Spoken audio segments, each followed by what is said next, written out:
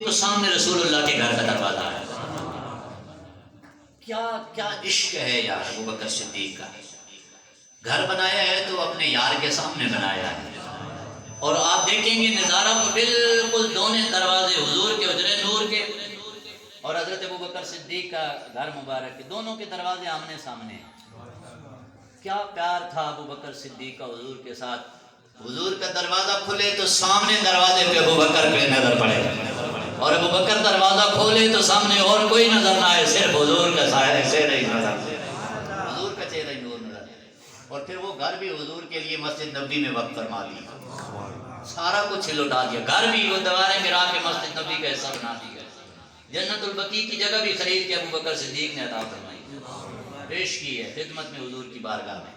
جس جنت البقیع میں ہم بیٹھ کے کہتے ہیں کہ جو پہنچ گیا حاضر ہو گئے وہ جنتی ہے، یار جو آج صدیوں